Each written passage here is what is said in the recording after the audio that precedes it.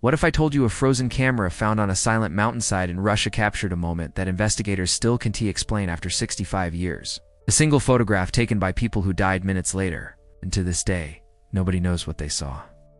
It was early 1959, 9 Soviet hikers, all top-level mountaineering students, left for a winter expedition through the northern Ural Mountains. Their destination, a peak locals called Kholat Syakhl, the Mountain of the Dead. Superstitious? Maybe, but to these hikers, it was just a challenge. The group was experienced, smart, well-prepared.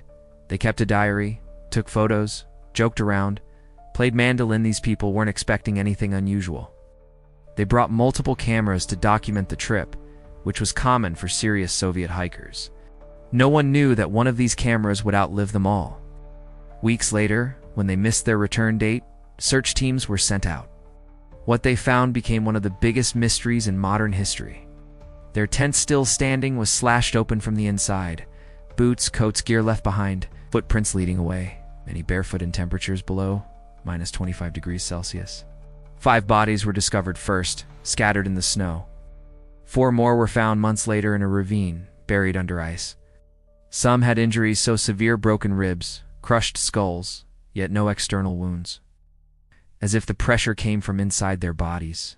But among the snow, debris, and abandoned gear, a camera was found, frozen solid, clutched to the chest of Georgy Krivonishenko, and incredibly, the film inside survived. When investigators developed the negatives, they expected simple camping photos. Instead, they found the most controversial image in the case, frame 33. A chaotic, bright, streaked image captured at night, showing a flash or burst of light cutting through the darkness. The shot was pointed upward, like someone rushed out of the tent and snapped it quickly. This photo was taken moments before the hikers fled. How do we know? The clothing, the position of the camera, the weather conditions, even the angle all matched the night they died. And here's the chilling part. That photo should not exist. The camera's shutter mechanism had frozen and broken in the cold, meaning frame 33 was the last functioning shot the camera would ever take. It captured its own death. In the final moments of the hikers, to understand the photo, investigators looked at eyewitness reports from the same date.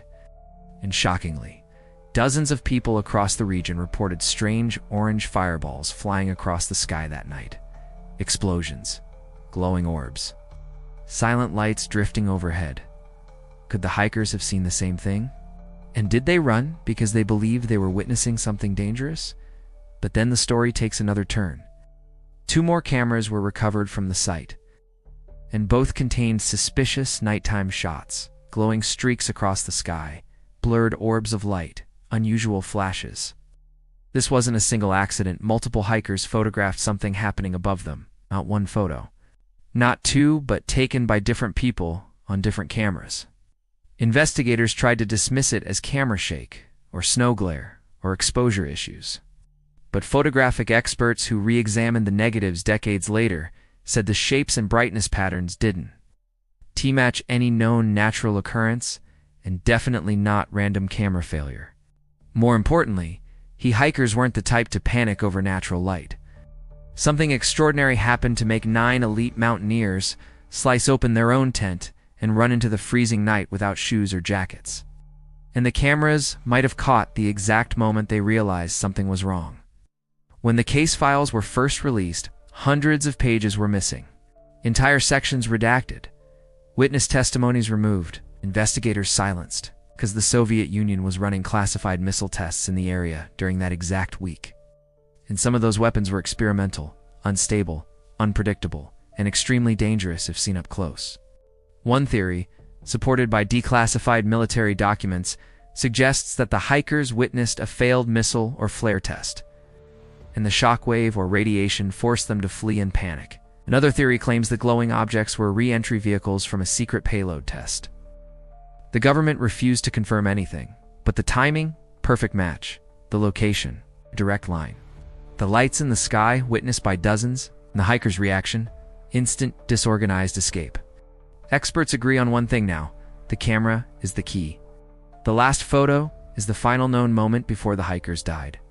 The angle, The lighting, the shadows all, suggest they were looking at something above them, something bright enough to trigger fear. But here's the detail that most people miss. Krivonishenko didn't take photos recklessly. He was meticulous. If he took a night photo in a panic, he believed something important, something dangerous was happening.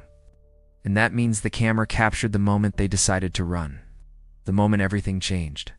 The moment the Dyatlov Pass incident became one of the greatest unsolved mysteries of the 20th century.